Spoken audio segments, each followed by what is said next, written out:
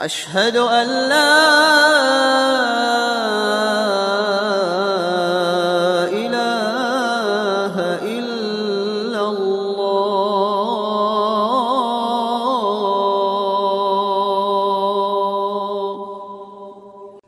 أشهد أن محمدًا رسول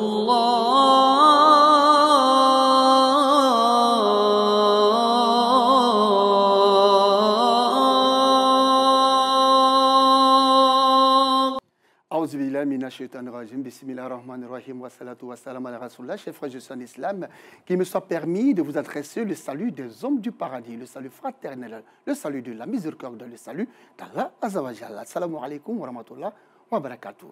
Il t'interroge sur la nouvelle lune. Dit, elle sert aux gens pour compter le temps et aussi pour le pèlerinage, le hajj. Et ce n'est pas un acte de bienfaisance que de rentrer chez vous par l'arrière des maisons. Mais la bonté pieuse consiste à craindre Allah. Et craignez Allah afin que vous réussissiez. Coran, Sourate 2, Al-Baqarah, verset 189. Mesdames et messieurs, bienvenue sur RTI 1. Nous avons décidé de parler aujourd'hui d'Ashura et de nouvelles islamiques. Et pour en parler, nous avons invité ici sur ce plateau l'imam Konaté Mohamed Lamine. Il est imam à la mosquée Koné Aboulaye de Benjerville. Imam, salam alaikum. Wa alaikum salam wa rahmatullahi wa barakatuh. Alors, imam, c'est la première fois pour vous sur le plateau de Allah Akbar. Bien sûr. D'accord, nous allons découvrir l'imam tout à l'heure, bien avant cela. Nous allons voir ce que nous propose le réalisateur Yahya Dambélé. Responsable et membre du bureau exécutif du Conseil supérieur des imams des mosquées des affaires islamiques en Côte d'Ivoire, guide et fidèle des structures et associations islamiques affiliées au COSIM, réunies à la grande mosquée de la Riviera Golfe.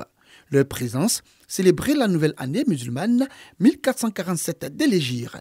À l'occasion de cet événement, imams et fidèles ont présenté leurs vœux au guide suprême de la communauté musulmane de Côte d'Ivoire, président du COSIM, Cheikhoul Aïma Ousmane Diakité. La cérémonie que nous réunit ce jour, au-delà de son caractère solennel, revêt une importance capitale pour nous. Elle est une carte de reconnaissance infinie à Allah subhanahu wa ta'ala, qui nous a permis de vivre l'an 1446 de l'Égypte dans sa grâce et de voir émerger l'an 1447 de l'Égypte. Elle est également le lieu de rendre un hommage au leadership de notre premier responsable, le chef de l'Aïma, l'imam Ousmane Diakité, président du Conseil supérieur des imams des mosquées des affaires islamiques, le guide suprême de la communauté musulmane en Côte d'Ivoire. Au cœur de la célébration, louanges, invocations, prières et bénédictions pour une élection présidentielle apaisée en octobre prochain. Que chacun fasse la promotion de la paix. Mais cette année, surtout, que chacun soit gardien de la paix. Prions pour que les choses se passent bien. Prions pour qu'Allah rapproche les cœurs. Et que ceux qui ont l'intention de faire d'autres choses, la fitna, qu'Allah apaise leurs cœurs. Cette célébration de la nouvelle année musulmane vise à promouvoir et à vulgariser le calendrier islamique qui débute par le mois sacré de Muharram, mais aussi vise à mettre en exergue la nouvelle année 1447 de l'Hégire. Voilà, merci donc pour cet élément. Alors, imam, nous parlons d'Ashura, mais nous parlons aussi du nouvel an islamique, n'est-ce pas? Alors, depuis donc le 27 mai dernier, la communauté musulmane est rentrée donc dans la nouvelle année 1447 Hégire. Je vous souhaite déjà bonne année. Hein? Merci, à vous également. Voilà, donc dans l'année hégirienne. Alors, dites-nous, que représente justement le nouvel an islamique? Alhamdulillah wa salatu wa salam ala rasulillah. Le nouvel an islamique représente pour la communauté musulmane un moment de réflexion, de méditation et surtout un moment de l'appropriation du calendrier. Lunaire. C'est cela. Mais est-ce que vous nous parlez justement de l'origine de l'année islamique, la nouvelle année islamique? Alhamdulillah, il faut retourner dans l'histoire. Le prophète Mohammed, durant toute sa vie, a utilisé le calendrier lunaire. D'accord. Alors après... Bon, le calendrier lunaire, c'est ce qu'on appelle le calendrier hégirien. Hein? Donc l'origine de ce qu'on appelle le calendrier hégirien. C'est cela. Le prophète a vécu avec le calendrier lunaire que les Arabes utilisaient. D'accord. Et donc, quand il arrive à Médine, Il fait 10 ans, et 10 ans après, il rejoint son Seigneur, alayhi salatu wassalam. Et les Sahaba, après lui, au moment où Omar accède au califat, à son temps, les gens écrivaient des courriers qui n'avaient pas de date. Donc, une fois, il y a un Sahaba qui a écrit un courrier à Omar ibn Khattab et il lui a dit, à la personne d'Abu Moussa al-Ash'ari, qui lui dit, chef, nous recevons des courriers de vous, mais sans date. Mais si on ne met pas de dates, les gens qui viendront après nous auront des problèmes.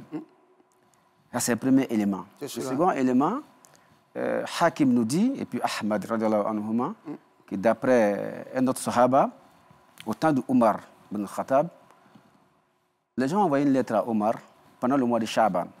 Et quand il a lu la lettre, il a dit, mais je vois Sha'ban. C'est quel Sha'ban? De l'année passée, de cette année ou de l'année qui arrive? Et donc cela a posé le problème de la datation du calendrier musulman. Et donc, vous me permettrez de expliquer un peu ça. D'accord. Alors, donc, Omar ibn Khattab a réuni tous les Sahaba. Il leur a dit, nous sommes confrontés à un problème. C'est-à-dire, nous sommes musulmans, nous utilisons le calendrier lunaire, mais il faut qu'on donne une date de départ au calendrier. Et en ce moment, les Sahaba, chacun va donner sa proposition. Donc, quand on dit qu'il faut se baser sur les Roumains, et il y en a aussi qui ont dit sur les Perses. Alors, Sayyidina Ali, Karamallah Wajha, a dit non, je propose, je suggère que le calendrier commence à partir de la migration du prophète Mohammed sallallahu alayhi wa sallam, de la Mecque vers Médine. Et donc Omar dit, Al-Hijratu farrakat ben al-haqq wal-batil. Que l'émigration, ou la migration du prophète sallallahu alayhi wa sallam vient de trancher entre le vrai et du faux. Donc on va se baser sur ce calendrier-là, on va se baser sur la date du départ du prophète sallallahu alayhi wa sallam de la Mecque pour faire notre calendrier. Et voici pourquoi le calendrier musulman commence à partir de l'immigration du prophète sallam de la Mecque vers Médine. Voilà. Et donc, lorsqu'elle vient justement la nouvelle année islamique, que doit faire le musulman en réalité? Oui, bien sûr, le musulman, en tant que croyant, dès que cette nouvelle année pointe à l'horizon, nous avons cette façon de fêter dans la sobriété, dans la spiritualité, dans le recueillement, dans la prière. Et donc, pour nous, dès que le nouvel an arrive, on prie, et on fait des bénédictions, on fait des aumônes, et puis on se souhaite les vœux. On se remémore aussi le départ de Mohammed sallallahu alayhi wa sallam de la Mecque à Médine, puisque cette histoire est remplie de sagesse. Mais Imam, dites-nous de façon concrète, sans faux fuyant, est-ce que ce calendrier-là est connu de la communauté musulmane? Sinon, pourquoi est-ce que ce calendrier n'est pas connu? Ce calendrier n'est pas aussi connu de la communauté musulmane, il faut le dire sincèrement. D'accord. Parce que ceux qui connaissent bien le calendrier musulman, je ne connais pas le pourcentage, mais je me demande si on dépasse 5%. Parce qu'à dehors du mois de Ramadan, de la période du Hajj, vous allez demander à un musulman au milieu de l'année lunaire ou bien au milieu de l'année hijrien, nous sommes quel mois lunaire? Il va te dire, je ne sais pas. Oui. Et donc, honnêtement... Ils sont nombreux même qui ne connaissent pas les différents mois. Il n'est pas connu. Voilà. Il n'est pas connu. Et donc, ce qu'il faut faire, il faut donner de la valeur à ce calendrier-là. Et puis, il faut aussi créer des événements qui permettront aux musulmans, aux fidèles musulmans, de savoir quand est-ce que l'année commence pour eux et quand est-ce que ça finit. Voilà, vous avez parlé de créer des événements, justement. Qu'est-ce qu'il faut faire de façon concrète? Quelles sont les actions qu'il faut mener sur le terrain pour que la communauté musulmane ait une notion de ce calendrier islamique-là ou de cette nouvelle année-là? Et qu'est-ce que aussi on doit faire pour que les autres communautés aient une information justement sur le calendrier islamique? Je voudrais, à travers l'émission, dire merci et féliciter le Conseil supérieur des imams. C'est cela. Et des affaires islamiques. Le COSIM. Le COSIM. À sa tête, notre grand guide, notre grand guide, le cheikh Aïma Ousmane Diakité, à qui nous disons salam alaikum. Ousmane Diakité. Honnêtement, il faut le dire, cela fait maintenant 3 ans que le COSIM organise les présentations de vœux du cheikh Aïma. Oui. Et à cet événement, le cheikh Aïma s'adresse à la communauté. Et à cet événement aussi, toutes les associations présentent leurs vœux au cheikh. Et donc, voici ce que la communauté doit faire. S'approprier la période. À partir du moment où les imams, les associations présentent leurs vœux au cheikh, dans les mosquées, les fidèles des mosquées doivent faire pareil à leur imam. D'accord. Les fidèles ou les membres des associations doivent faire pareil à leur chef, de sorte que les gens commencent à se poser la question, mais qu'y a-t-il? Et les parents aussi doivent à la maison parler de cela, et même acheter un petit cadeau. Parce que chez nous, alhamdoulilah, c'est à partir des mosquées que les fidèles ou nos parents prennent les choses au sérieux. Effectivement. Et quand l'imam fait, on dit l'imam a fait ou l'imam a dit. C'est cela. Donc, quand les présentations de vœux sont faites à l'imam, tout de suite vous allez voir que les familles diront, les chefs de famille diront à la maison que voilà, ça s'est passé à la mosquée, donc on va faire pareil à la maison. C'est cela. Et c'est pour cela qu'il faut encourager encore l'initiative au niveau du COSIM et dire félicitations et surtout merci au Bureau national du COSIM, à sa tête, le Cheikh Aïma Ousmane Diagne, à qui j'ai beaucoup de respect. Bien sûr, maintenant que nous sommes en train de donner l'information et tout ça, est-ce que quand la période arrive comme ça, ce jour-là, est-ce qu'on peut acheter un petit cadeau pour ses enfants, voilà, pour leur dire, bon, ou bien immoler même une bête pour dire que c'est la nouvelle année islamique, bon, on va fêter et tout ça, pour ancrer cela dans la mémoire des enfants? C'était l'habitude de nos parents. C'était l'habitude de nos parents. C'est-à-dire, à chaque événement, il fallait marquer l'événement par des actions. Voilà. Parmi ces actions-là, il y a un nom qu'on dit chez nous, c'est-à-dire c'est la période de manger à satiété, de manger bien. Oui. Et ce jour-là, la famille doit savoir qu'aujourd'hui est différent des autres jours. C'est le nouvel an, on doit bien manger. Si le parent, le père des familles a les moyens, il doit vêtir les enfants, sa femme, créer de l'ambiance à la maison, montrer aux enfants, à tout le monde qu'aujourd'hui est notre fête.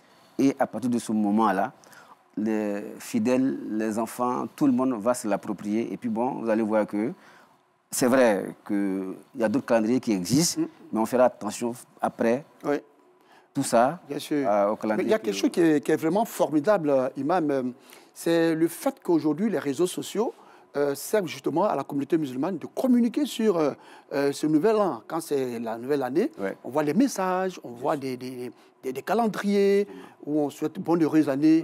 Et je pense que ça aussi, c'est fait pour faire la promotion. Je pense que cela est à saluer.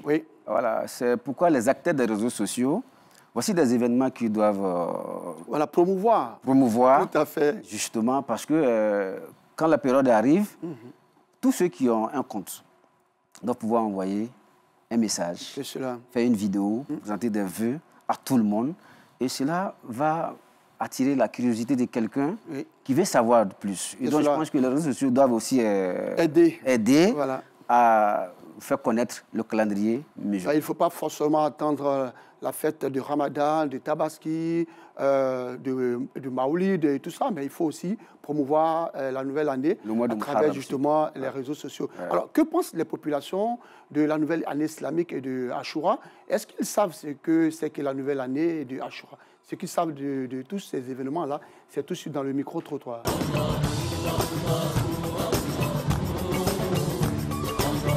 La célébration des nouvel an islamique, c'est une bonne chose.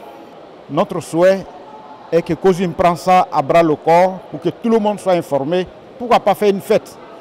J'accueillerai une célébration de nos événements majeurs, les bras ouverts. Parce que la communauté musulmane est un pan important de la société. Nous avons pour habitude de fêter d'autres événements, soit islamiques, soit laïques. Il est temps maintenant pour nous musulmans de nous pencher véritablement sur nos événements majeurs. Il s'agit de l'Hégire, de Ashura, du Maouloud, tous ces événements majeurs-là, qu'on puisse marquer d'un point d'honneur pour que nos enfants qui viennent en soient imprégnés et pour que la relève puisse être prise demain. La célébration des nouvelles ans musulmans comme Ashura, vraiment, c'est très très important dans la communauté musulmane. Ça va renforcer la foi des musulmans. Ce sont deux événements majeurs de la communauté musulmane. Donc les fêter, c'est rehausser l'islam au sein de cette communauté et du monde entier.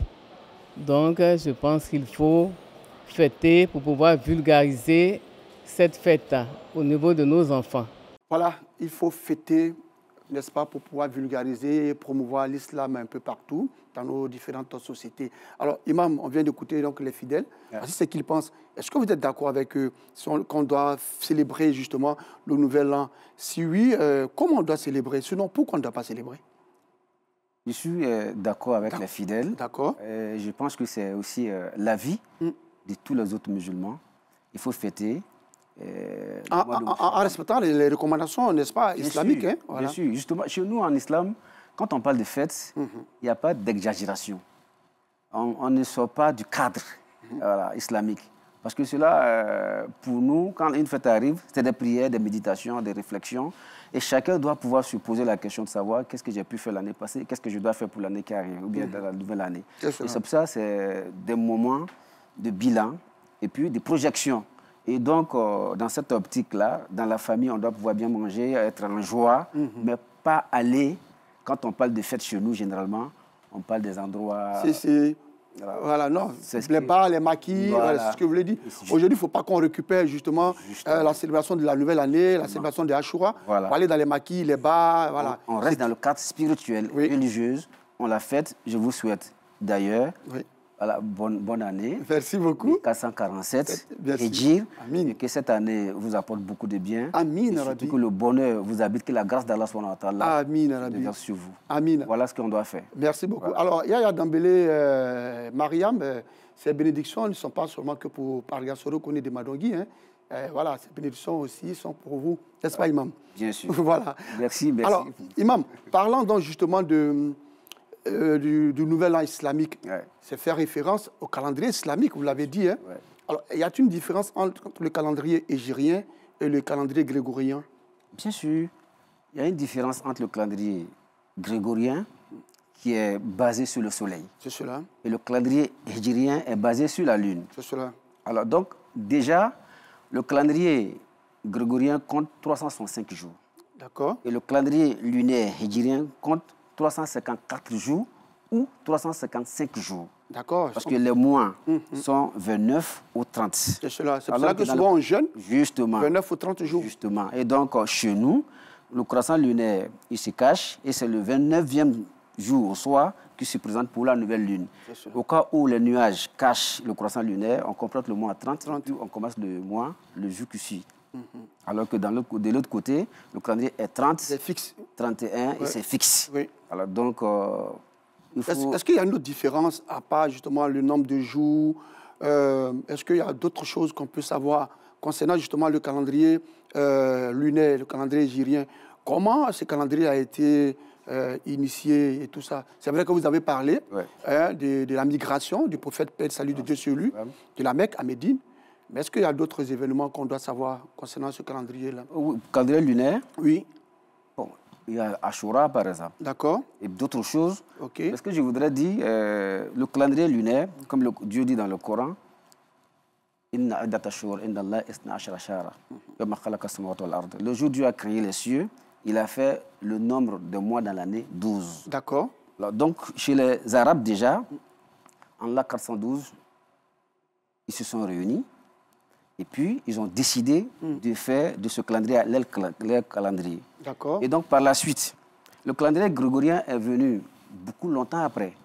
Parce qu'avant ce calendrier, il y avait le calendrier julien. Ah, ok, si. Voilà, il y avait le calendrier julien. Il avait son premier mois dans le mois de mars. Exactement. Alors, donc, le calendrier grégorien vient remplacer le calendrier julien. Et donc, c'est pour cela qu'on nous dit que l'émigration du prophète alayhi sallam s'est faite en l'an 622. D'accord. Justement dans le mois de septembre pour certaines personnes. Bien sûr. Et donc, le voyage a commencé vers la fin du mois de Safar et s'est terminé dans le mois de Rabiul Awwal, dans le mois où il est né. D'accord. Et donc, je pense que pour ces différences-là quand même, nous devons comprendre que nous sommes musulmans. Nos sahaba, les sahaba du prophète sallam, se sont appropriés le calendrier lunaire pour en faire le calendrier des musulmans. Oui. Et donc, nos événements et nos dates doivent aller à partir de ce calendrier-là. D'accord. Voilà. Alors, Imam, on va avoir une autre rubrique de l'émission. Il s'agit donc de l'explication du thème du sermon de l'imam Saïd Konaté, imam principal de la mosquée de Yopougon au Toit Rouge. La reconnaissance ou gratitude envers Allah est un aspect fondamental de l'islam avec de nombreux bienfaits spirituels et pratiques pour le musulman. Elle implique de reconnaître les faveurs divines et d'exprimer sa gratitude. Ce qui renforce la foi, favorise l'humilité et attire davantage de bénédictions. La reconnaissance aide également à surmonter les difficultés et les épreuves en se concentrant sur les bienfaits reçus, favorisant ainsi la paix intérieure. C'est une protection contre l'ingratitude qui en islam est un péché. Allah aime ceux qui le remercient. Il leur accorde sa miséricorde. Dans son sermon du vendredi, Imam Saïd Konaté de la grande mosquée de Yopougon Toit Rouge rappelle les secrets de la reconnaissance envers Dieu et à l'égard de ses semblables. Le sermon a été consacré à la reconnaissance et à la gratitude envers le Seigneur. Et ce sermon a été choisi parce que la reconnaissance est un principe cardinal en islam et que nous avons développé, qu'Allah subhanahu wa ta'ala dans sa sagesse a établi une règle, des règles et des lois multiformes. Il y a des lois cosmiques, il y a des lois sociales, il y a des lois biologiques, il y a des lois physiques et il y a des lois spirituelles. En respectant la loi de la causalité, nous avons vu que, n'est-ce pas, l'épanouissement de l'être humain dépend beaucoup de sa reconnaissance et sa gratitude. D'abord envers Allah subhanahu wa ta'ala, qu'il a créé du néant, et qu'il a doté de toutes ses facultés dont il bénéficie sans payer de factures, sans contrepartie. Également la reconnaissance envers ceux qui sont nos bienfaiteurs. De la même manière que nous sommes redevables à Allah subhanahu wa ta'ala par rapport à certains domaines, nous le sommes également par rapport à nos semblables, que nous ont soutenus à des moments où nous étions dans les besoins. Ça fait partie des vertus qu'il faut vraiment valoriser, qu'il faut vulgariser pour que nous soyons non seulement en phase avec Allah subhanahu wa ta'ala, pour également maintenir l'équilibre dans la société. Voilà, maintenir l'équilibre dans la société. C'était donc là l'imam Saïd Konaté, imam principal de la mosquée de Yopougon Toit Rouge. Il nous parlait donc de la reconnaissance, sinon des bienfaits de la reconnaissance du fidèle envers Allah subhanahu wa ta'ala. Alors c'est vraiment important la reconnaissance, hein, imam. Oui. Ouais, c'est une vraie vertu. Dieu nous dit, celui qui n'est pas reconnaissant aux créatures, ne peut pas être reconnaissant au Créateur. Ah. Et donc, ce qu'il a dit, je lui dis merci. Un musulman qui n'est pas reconnaissant, il a raté carrément la route qui mène au paradis. C'est cela. Et donc, nous sommes en l'an 1447. Dites-moi, combien de personnes ont fait la traversée? C'est-à-dire de 1446 à 1447. Et quand nous sommes entrés dans cette nouvelle année, qu'est-ce qu'on a donné à Dieu pour mériter? Rien du tout. Donc, il faut être reconnaissant à Dieu. Et la santé que nous avons aujourd'hui, qu'est-ce qu'on donne à Dieu pour mériter cette santé-là? Absolument rien. Il faut être reconnaissant à Allah subhanahu wa ta'ala pour la santé. Aujourd'hui, nous sommes dans une situation où on peut s'occuper de nos familles.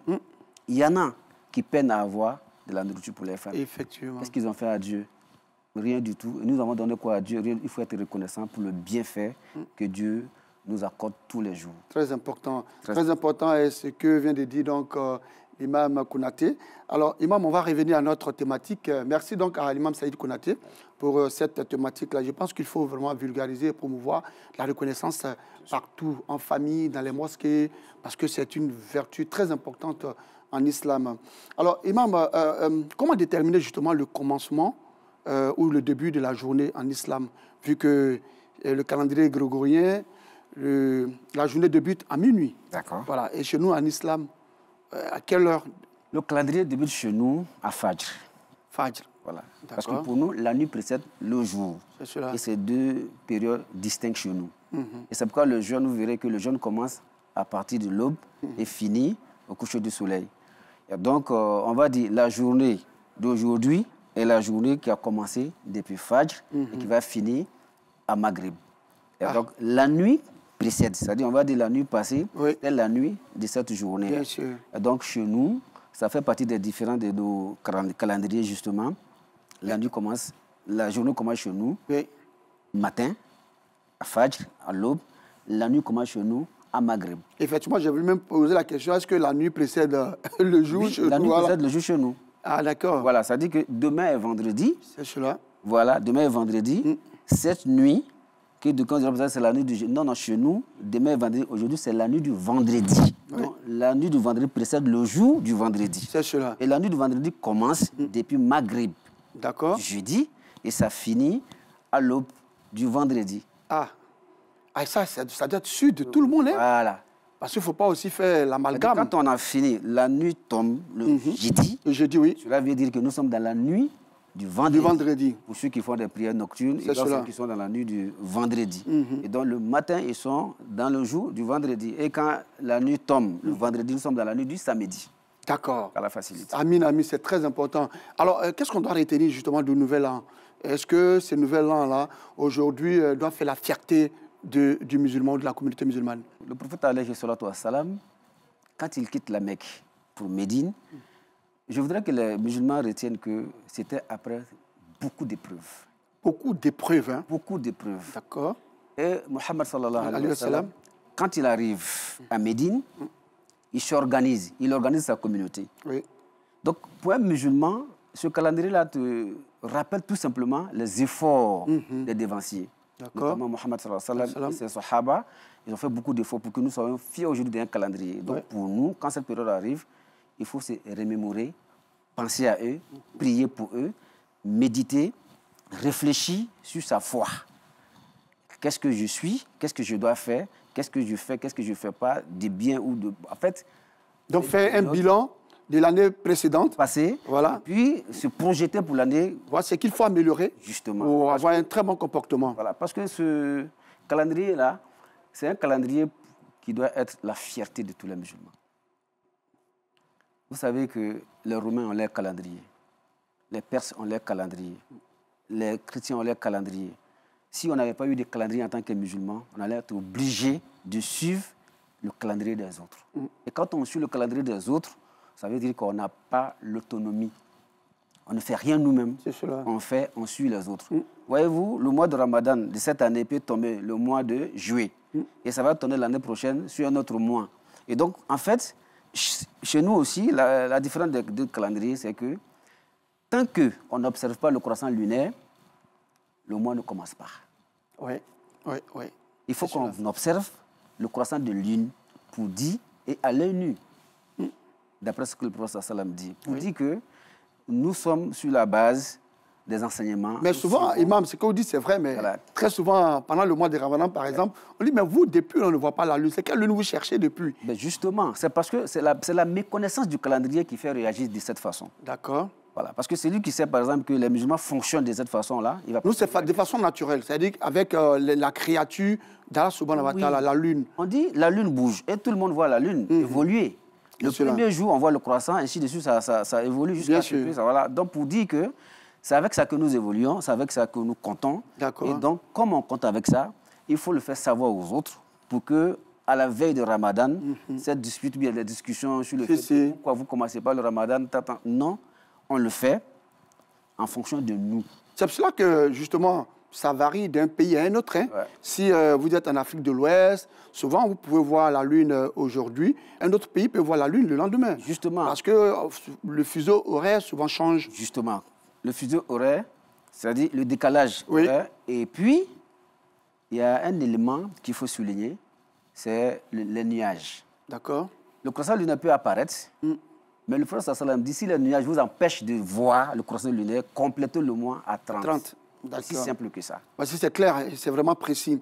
Alors, imam, nous allons écouter la question de ce fidèle-là. Voilà, un fidèle qui a décidé donc de vous poser une question bien précise.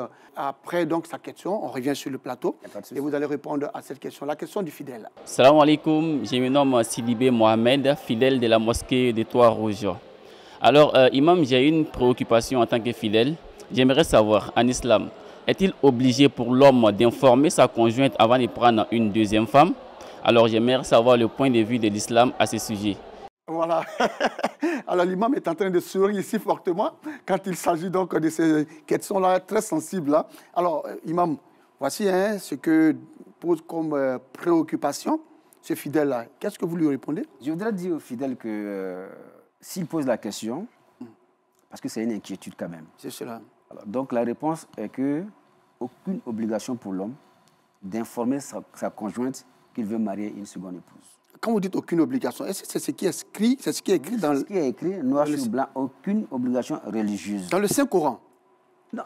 Le Coran te parle du mariage en général. Voilà. Le mariage est... Parce que d'aucuns disent que dans le Coran, c'est écrit noir sur blanc qu'il faut informer d'abord son épouse avant de prendre... Dans quel verset? Ah, bon.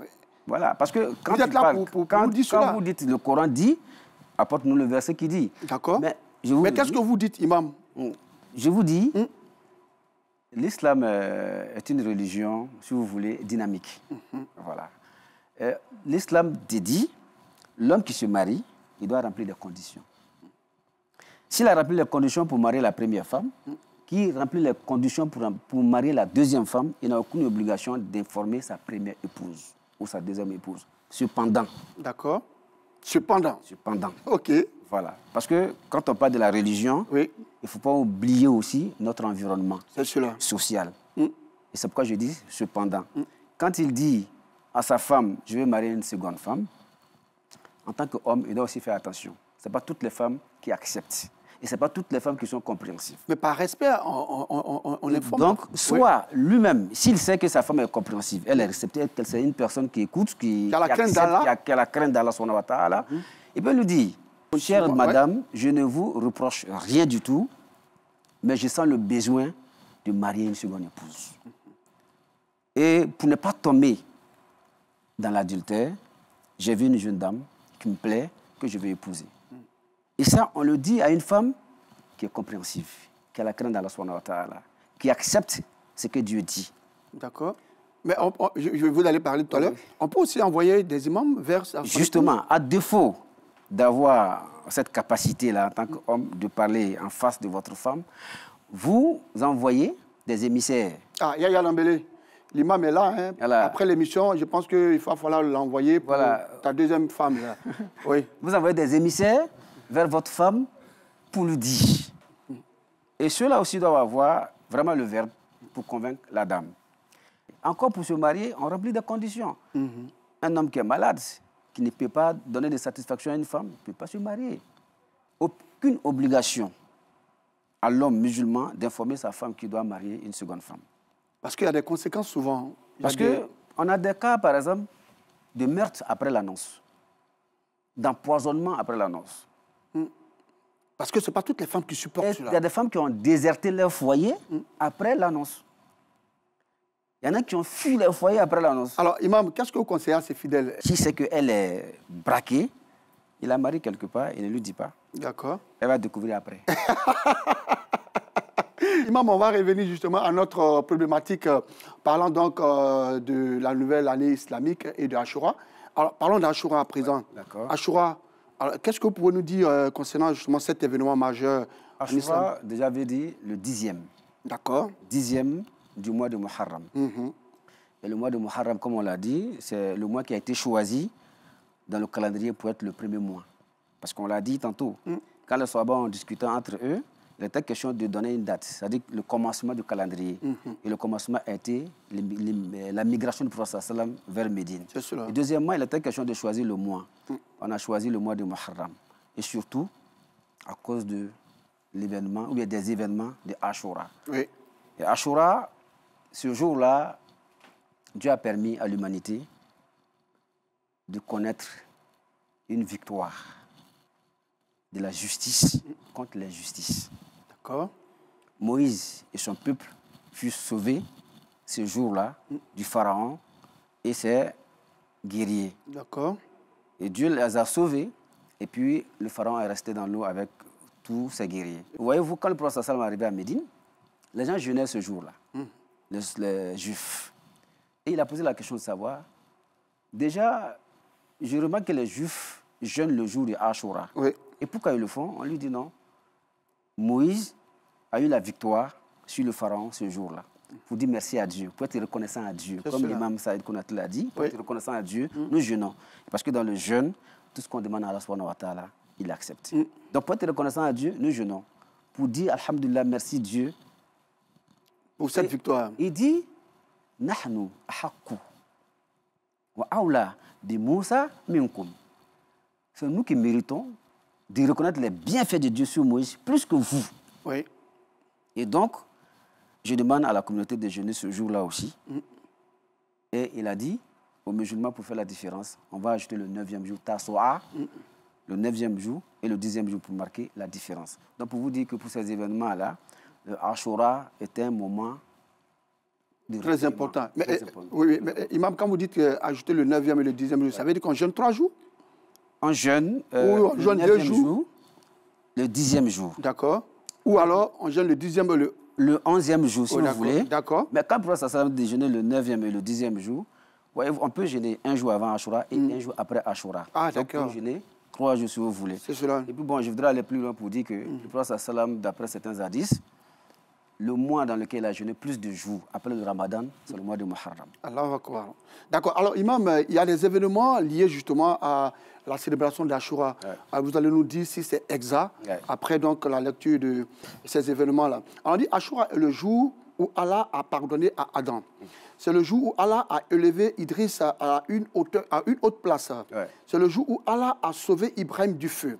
C'est le jour où Allah a fait sortir Nour de l'arche. C'est le jour où Allah a révélé la Torah à Moussa, Moïse. C'est le jour où Allah a racheté Ismaël du sacrifice, justement parlant de la tabaski de l'Aïd el-Kébir. C'est le jour où Allah a fait sortir Youssef de la prison. C'est le jour où Allah a rendu la vue à Yacoub. C'est le jour où Allah a levé l'épreuve d'Ayoub. C'est le jour où Allah a fait sortir Younaïs du ventre de la baleine. C'est le jour où Allah a fendu la mer pour Moussa, Moïse et son peuple et les a sauvés du pharaon, vous l'avez signifié tout à l'heure. C'est le jour où Allah a pardonné les péchés passés et futurs du prophète de l'islam, le prophète Mohammed, paix et salut de Dieu sur lui. C'est le jour où Hussein, fils d'Abdallah, a été assassiné injustement. C'est le jour où Allah pardonne les péchés d'une année entière par le jeûne. Alors, qu'est-ce qui est vrai? Qu'est-ce qui n'est pas exact? Tout cela, c'est intéressant, mais ça fait un peu trop. Ça fait un peu trop? Ça fait un peu trop. Et puis, pour être plus sérieux, on va prendre 2 événements. D'accord. L'événement qui concerne Moïse. D'accord. La victoire de Moïse sur Pharaon, qui est écrit dans tous les documents. Mais quand vous parlez de Adam, vous parlez de Noé, c'est des informations à vérifier. C'est cela. Et quand on parle du sacrifice même d'Ismaël. Alors que cet événement-là, c'est pendant le mois de Zul-Hijjah, où on va faire la lapidation des stèles à Mina. C'est cela. Bon, si on ramène ça dans le mois de Muharram, vous allez vous déplacer. C'est cela. Bon, je vais dire que c'est des informations à vérifier. Il ne faut pas tout prendre, au fait. Justement. Pour nous, ce qui n'est pas vérifiable, on préfère laisser. On prend ce qui est vérifiable. Ce qui n'est pas vérifiable, dans tout ce que nous avons dit, vous avez parlé le fait que Allah subhanahu wa ta'ala a divisé la mer pour permettre à Moïse et son peuple de traverser. C'est vérifiable. Et donc ça, c'est une victoire de Moïse sur le pharaon. Et puis, vous avez parlé de l'assassinat de Hussein. Justement. Cet événement, comme on l'a dit, le prophète sallam a demandé aux musulmans de jeûner le jour de Ashura pour dire merci à Dieu. Et dans cette reconnaissance-là, l'an 61 de l'Hégire, je dis l'an 61 de l'Hégire, alors qu'il avait 58 ans, Hussein fut assassiné à Karbala. D'accord. Et pour moi, cet événement vient noyer la joie des musulmans. Vient attrister les musulmans. C'est cela. Et pour moi, Ashura, plutôt, on reste reconnaissant à Dieu, plutôt que d'être un jour de joie, pour moi, c'est un jour de deuil. C'est cela. Un jour de recueillement, de prière. Et donc, cet événement s'est passé un vendredi. C'est cela. Le 10e jour de Muharram, l'an 61 de l'Hégire. Hussein avait 58 ans. Et donc, pour lui rendre hommage, justement, la communauté musulmane, chaque année, essaie de le célébrer. Justement. Voilà, à côté donc de l'événement de la victoire de Moussa, Moïse sur le pharaon. Alors, le jeûne d'Ashura, est-ce que ce jeûne est obligatoire, Imam? Non, il n'est pas obligatoire. D'accord. Voilà, même si des savants nous disent que c'était le jeûne obligatoire avant le Ramadan, et quand le Ramadan arrive, Ashura n'est plus obligatoire. Mais il est méritoire. Il est très méritoire. D'accord. Parce que recommandé par le prophète Mohammed sallallahu alayhi wa sallam. D'accord. Imam, on va voir ce qui s'est passé au cours de cette semaine. C'est dans la vie de la communauté.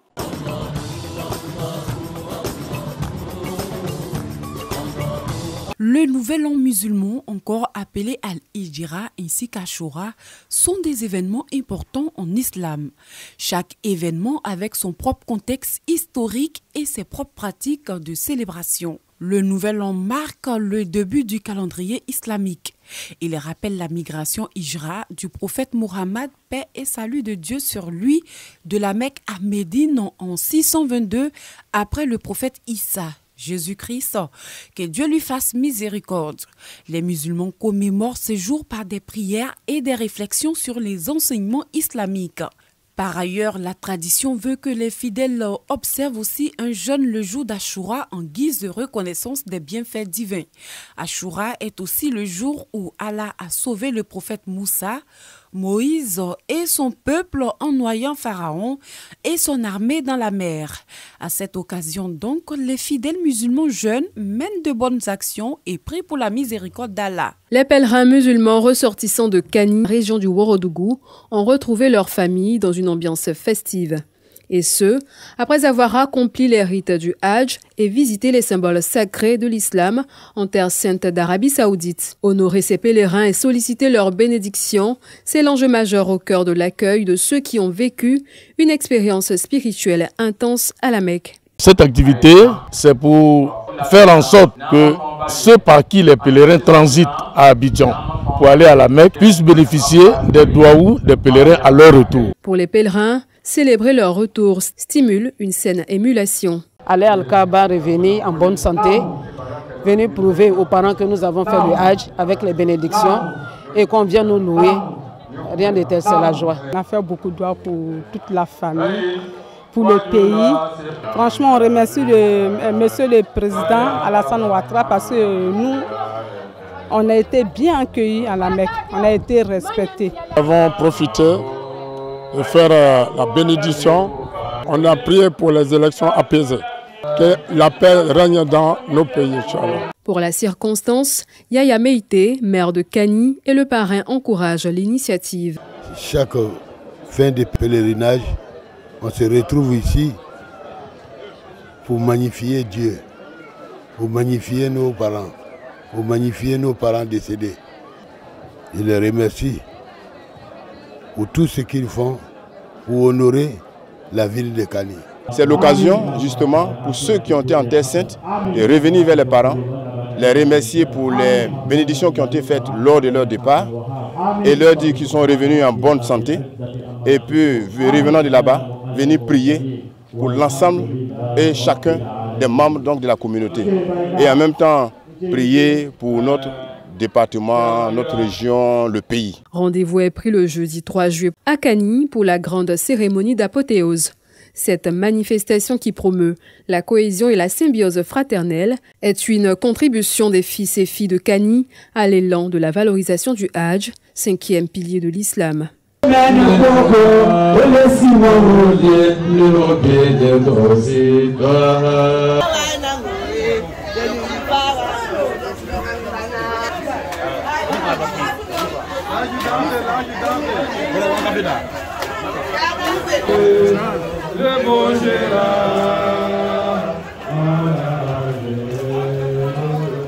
Après un séjour d'intense spiritualité en terre sainte d'Arabie Saoudite, 16 fidèles musulmans, dont 6 femmes et 10 hommes, tous originaires de Oussougoula, l'un des quartiers de Mankono, chef-lieu de la région du Béri, ont été célébrés par leurs parents à la mosquée du patriarche El Hadj Karamoko Namouri à Adjami Mankono 2.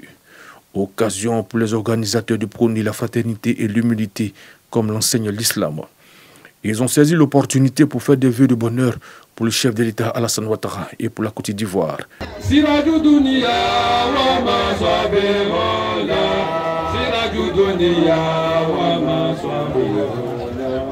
Pour la circonstance, les pèlerins ont salué la qualité de l'encadrement des pèlerins. Ce rendez-vous religieux a été marqué par des bénédictions en faveur des filles et fils de Oussougoula. Les fils et filles issus du village de Koro ont célébré leur pèlerin de retour à la Mecque, lieu saint de l'islam, une célébration placée sous le signe du renforcement de la foi et de la consolidation de l'unité fraternelle. Chaque année, à la même période, les fils et filles de Koro se réunissent à l'effet de célébrer leurs parents. Ils allaient répondre à l'appel d'Allah subhanahu wa ta'ala à la maison sainte.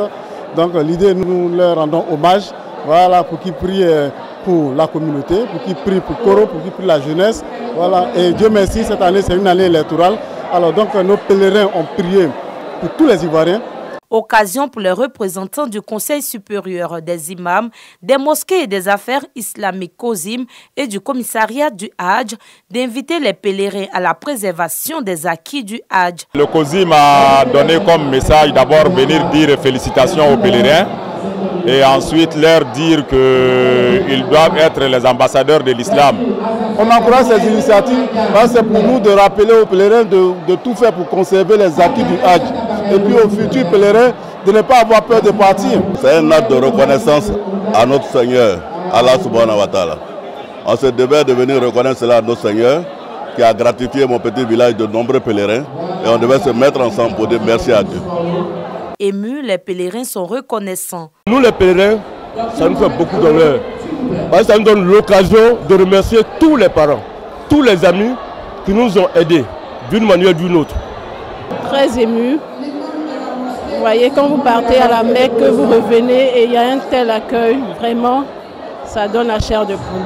Ce rendez-vous religieux a été marqué aussi par la remise d'attestation de participation au Hadj 2025.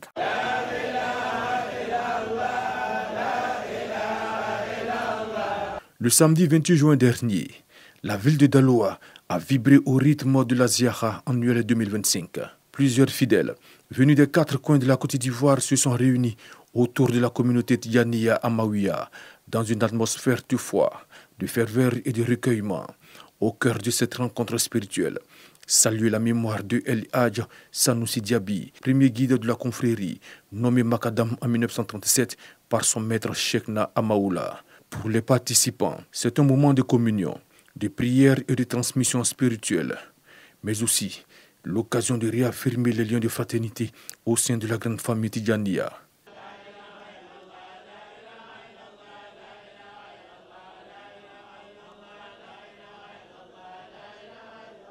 Rappelé à Allah en 1977, El Hadj Sanoussi Diaby reste une figure emblématique, un homme pieux et fervent croyant, dont le souvenir continue d'inspirer les générations. Merci donc à tous nos reporters qui nous ont permis de savoir ce qui s'est passé au cours donc, de cette semaine, parlant donc de Nouvel An à la Grande Mosquée de la Riviera Golfe, ainsi que l'accueil des pèlerins. Alors, Imam, est-ce qu'il y a une invocation particulière ou spécifique le jour d'Ashura? Il y en a tellement. Ah, d'accord. Voilà. Mais ces invocations-là viennent des savants, des grands sages qui sont passés. Voilà, parce qu'il n'y en a pas de spécifiques venant du prophète alayhi salatu wassalam. D'accord. Donc, j'aime bien une des invocations que j'ai un maître qui aime réciter les nuits du Ashura. Et puis, bon, les jours aussi. Voilà, il dit Subhanallah min al-mizan, wa muntaha al-im, wa mablag al-rida, wa zinat al-arshi, la manja wa la malja illa ilay. Donc, pour dire jusqu'à la fin de l'invocation, pour dire simplement qu'il glorifie Allah subhanahu wa ta'ala. Oui. Voilà, ainsi de suite. Donc, je vais dire, mais ce qu'il faut retenir. Le jour de Ashura, il faut prier pour sa santé. Il faut invoquer Dieu pour sa santé, pour sa vie, pour son travail, pour ses enfants, pour ses époux, pour son époux. Pour tout ce qu'on entreprend, veut entreprendre dans la vie, il faut prier Dieu pour tout. C'est cela. Il ne faut pas oublier nos parents qui sont décédés. C'est cela. Je voudrais dire en amont que c'est ce qui est l'essentiel. C'est ce qui est essentiel. Alors, autre pan de cette émission, il s'agit donc de la salam du fidèle. C'est tout de suite. Monsieur Semouni Mustafa, je lance un salam à l'endroit de tous les musulmans du monde. Mon deuxième salam va à l'endroit de la famille Semouni de Abidjan. Le troisième salam va à l'endroit de ma maman, côté Ravia, du nord du Moné Adjaratou. Assalamu alaikum. Je me nomme Madame Traoré Rasmata, épouse Traoré Tassirou. Voilà. Mon salam à mon mari qui ne se porte pas bien actuellement. Je lui souhaite une très bonne santé. Voilà. Mon salam à mes enfants que cette année qui ont pu effectuer le pèlerinage, qui est Traoré Mariam, Traoré Fatmata, Traoré Ibrahim et sa femme, Madame Traoré, née Ami Savani. Voilà, je laisse mon salam encore à tous les gens de la mosquée. Assalamu alaikum, je me nomme Fatou Konaté, la présidente de la mosquée de Trois-Rouges. Mon premier salam va à l'endroit de ma fille qui est à Paris. Et mon deuxième salam va à l'endroit de mes imams qui sont dévoués pour la mosquée et pour les fidèles. Mon troisième salam va à l'endroit de la grande communauté même des Trois-Rouges. Voilà, merci donc à tous ces fidèles qui ont décidé donc de penser à leurs proches, à leurs parents, à leurs amis. Voilà, Imam, vous avez aussi des personnes à qui vous voulez dire salam? Bien sûr. D'accord. D'abord, au Cheikh Lahima. D'accord. Personnellement, je voudrais lui dire mes meilleurs vœux, vœux de santé, de prospérité, de bonheur, et tous les bureaux de COSIM, et tous les imams de Côte d'Ivoire, ainsi qu'à mes parents, et puis mes fidèles à la mosquée Ablaye Koné de Benjaville à Kandjé 2. D'accord, voilà. À la suite donc de l'imam Konaté, voilà, à qui nous disons aussi salam, nous voudrons donc dire salam aux enfants Bora, du côté d'Abobo Grâce Plaque, hein. Voilà, Abobo Plaque Grâce, voilà. Donc, salam aux enfants Bora du côté d'Abobo Plaque Grâce, Bora Aminata, Bora Namaran, à qui nous souhaitons un prompt rétablissement qui est vraiment éprouvé par la maladie. Qu'Allah subhanahu wa ta'ala t'accorde la santé. Il y a aussi Bora Fatoumata, Bora Mariam, Bora Salimata et le tout petit Bora Yaya. Nous n'oublions pas leur maman, Kanaté Madegbe, qui se bat au quotidien, n'est-ce pas, pour assurer la pitance quotidienne justement à ses enfants. Vraiment beaucoup de courage à toi, maman Kanaté Madegbe. Nous savons que vous êtes vraiment éprouvée. Salam spécial à une pèlerine, Madame Afoussata Karamoko, épouse Issa Savané, depuis la cité Sinakasi 2 de Cocody, qui nous vient donc fraîchement de la Mecque en terre sainte d'Arabie Saoudite. Adja Karamoko, n'oublie pas en tout cas de prier pour nous, mais surtout de prier aussi pour tes patrons, laissez-nous fous. Ça, il faut les retenir. Voilà. Restons à Cocody, Sinakasi, pour dire salam à notre pèlerine, Adja Sali Ouattara et son époux, Eladj Adama Ouattara, ainsi qu'à tous nos vaillants pèlerins, voilà, à qui nous demandons pardon, de multiplier prières et adorations pour la paix en Côte d'Ivoire. Salam, cette fois-ci, c'est pour dire félicitations, bravo, et salam à une personne qui est très chère à notre réalisateur Yaya Dambélé, Koulibaly Ibrahim depuis Korogo, qui a obtenu son baccalauréat Bac D. Félicitations et bravo à toi. Je voudrais aussi profiter pour dire bravo à ma première fille, Konekpantien Téné Samira, qui a aussi obtenu son bac. Félicitations à tous ceux qui ont obtenu le bac. Ceux qui n'ont pas pu avoir le bac, ce n'est pas une fin en soi. Je pense qu'il faut encore redoubler d'efforts. L'année prochaine, Inch'Allah, vous allez obtenir. Alors, Imam, qu'est-ce qu'on peut retenir en malinqué, ce qui a été dit aujourd'hui? Alhamdulillah, salatu wa salam rasulillah. Amalatano, kala konmalon, andona sankulala. Kanyana la fe shi jan ani kenya la dama. Amisarna fin finyala an kishama. Andona samenani sa waka kele sa kemenani ani binani wolonvla. Bon, ala kara Muhammad sallallahu alaihi wasallam abola makan katara Madina ma fa bima ko hijra andona sankulala la.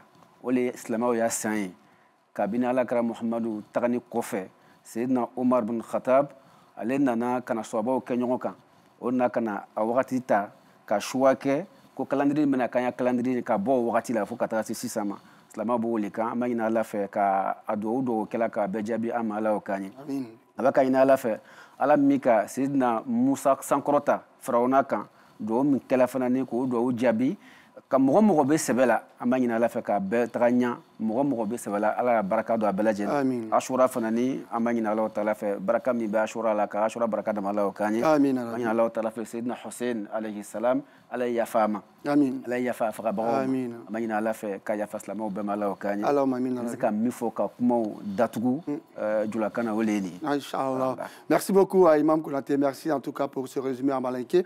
Alors, c'est la fin de cette émission. Rappelons que nous étions avec Imam Konaté Mohamed Lamine, il est imam à la mosquée Koné Aboulaye de Benjarville. Avec lui, nous avons parlé de Ashura et ou du Nouvel An islamique. Alors moi, je vous retrouve, Inch'Allah, le jeudi prochain, même heure, même chaîne. Rappelons que vous pouvez suivre la rediffusion de l'émission Allah Wakuba tous les vendredis à partir de 9h. Merci donc à Yaya Dambélé, le réalisateur, et à son assistante Maria. Mais je n'oublie pas Ngrouma, notre technicien au son. Voilà, salam alaikum wa rahmatullah wa barakatuh.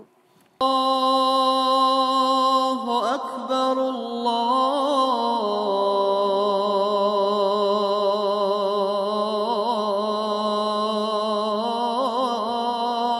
Akbar, ashhadu an la